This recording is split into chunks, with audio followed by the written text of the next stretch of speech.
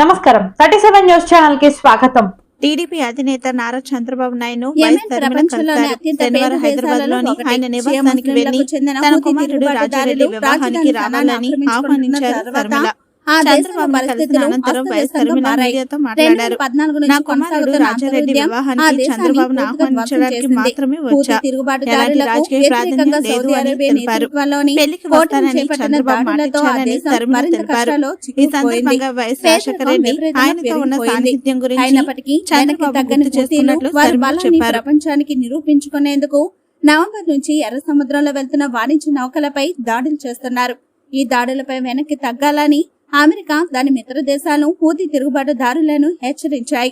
అయినప్పటికీ Houthi rebels వెనక్కి తగ్గలేదు. దీంతో ప్రస్తుత అమెరికా, బ్రిటన్ సైన్యాలు హూతీలు తిరుగుబాటుదారులైన యెమెన్ స్థావరాలపై దాడులు చేపట్టాయి. ఈ ఘర్షణలు ప్రపంచ ఆర్థిక వ్యవస్థకు పెనుముప్పుగా మారనున్నాయి. యెమెన్ ఎక్కడుంది? ఎందుకు ఇది వ్యూహాత్మకంగా ముఖ్యమైంది? హూతీలు అడ్డుకుంటున్న సముద్ర రవాణాలలో ఎక్కువ భాగం వారి నియంత్రణలో ఉన్న సముద్ర ప్రాంతం వద్దే చేపడుతున్నారు. అక్కడే వారు తమ బలం, అధికారాన్ని చూపిస్తున్నారు. యెమెన్ లో ఎక్కువ భాగం ఇరాన్ కు చెందిన హూతీల నియంత్రణలోనే ఉంది. యెమెన్ రాజధాని సనా, ఆ దేశ ఉత్తర భాగం, ఎర్ర సముద్ర తీర ప్రాంతమంతా 2014 నుంచి వీరి ఆధీనంలో ఉంది. ఇదే వారికి బాబ్ అల్ మండేబ్ జలసంధిపై ఆధిపత్యాన్ని కల్పించింది. యూరప్ నుంచి ఆసియాకు చేరుకునేందుకు ఇదే సులువైన మార్గం. కానీ ఈ మార్గంలో వెళ్లే నౌకలపై ప్రస్తుతం హూతీ తిరుగుబాటుదారులు దాడులు చేస్తున్నారు.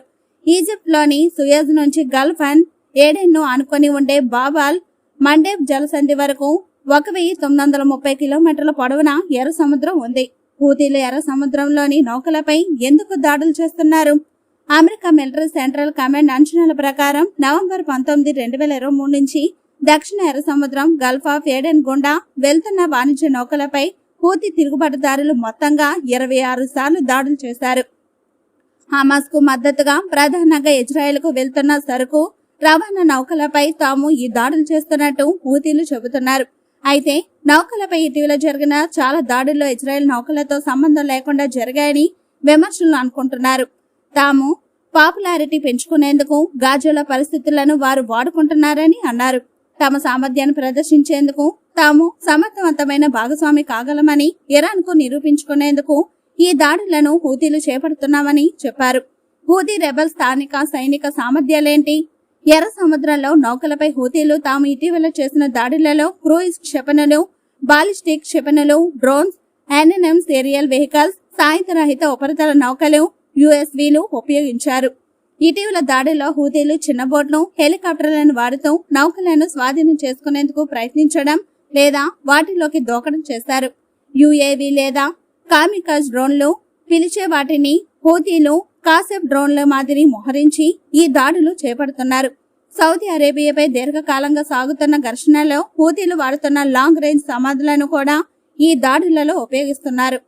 Washington institute for near east policy ప్రకారం హూతీల వద్ద పలు నౌక విధ్వంసక క్రూయిజ్ క్షిపణులున్నాయి. 80 నుండి 300 కిలోమీటర్ల రేంజ్ లో ఈ క్షిపణులను ప్రయోగించవచ్చు. అంతేకాకుండా 300 కిలోమీటర్ల దూరం వరకున్న టార్గెట్లపై కూడా ఈ నౌక విధ్వంసక క్రూయిజ్ క్షిపణులు దాడులు చేయగలవని ఈ ఇన్స్టిట్యూట్ చెప్పింది. ఈ క్షిపణుల దాడులను అడ్డుకొనడం కష్టతరం. ఇవి ఒక్కసారిగా పైకి లేచి వేగంగా దాడి చేయగలవు. గరిష్ట దూరంలో ఉంచిన లక్ష్యాన్ని ఈ క్షిపణులు ఖచ్చితత్వంలో చేరుకోగలవు. అయితే సమయానికి అనుకూలంగా వీటిని ఎక్కువ పెట్టే తెలివితేటలు కావాల్సి ఉంటుందని వాషింగ్టన్ ఇన్స్టిట్యూట్ చెప్పింది. డ్రోన్లతో పోలిస్తే బాలిస్టిక్ క్రూయిజ్ క్షిపణులు మరింత భయంకరమని సముద్రయాన చరిత్రకారుడు సాల్ మెర్లెగన్ ఓబీబీసీకి చెప్పారు. ఎందుకంటే పెద్ద వార్ హెడ్స్ తో, కెనెటిక్ ఫోర్స్ తో ఇవి రూపొందుతాయి. వన్డే డ్రోన్లు ప్రస్తుతం లెక్కలేనివని అందుబాటులో ఉన్నాయని మోర్కోగ్లియాన్ లో చెప్పారు. ఇవి చౌకైనవి, తేలికవి, ఒక దగ్గర నుంచి ప్రయోగించడానికి వీలుగా ఉంటాయని చెప్పారు. అయితే ఇవి చాలా నిదానంగా లక్ష్యాల వైపు సాగుతాయి. నౌక వాటర్ లైన్ పై నుంచి ఈ డ్రోన్లు దాడి చేస్తాయి. ఇవి సృష్టించే మంటలు ఆందోళనకరంగా మారాయి. ప్రస్తుత ఘర్షణలో హూతీలు తొలుత జనవరి 4న పేలుడు పదార్థాలతో ఉన్న వన్వే సాయుధరహిత ఉపరితల నౌకలను వాడినట్లు అమెరికా నౌకాదళం పేర్కొంది. అంతర్జాతీయ నౌక మార్గాలలో వీటిని పెద్ద ధ్వనితో హూతీలు పేల్చారు. అదృష్టవశాత్తు ఈ దాడుల్లో ఎవరూ గాయపడలేదు. ఈ నౌకలు ప్రభావితం కాలేదు. కానీ ఈ వన్వే సాయుధరహిత ఉపరితల నౌకలతో దాడి చేయడం ఎర్ర సముద్రంలో ఆందోళనకరంగా మారిందని అమెరికా నౌకాదళ command base admiral Brad Cooper చెప్పారు.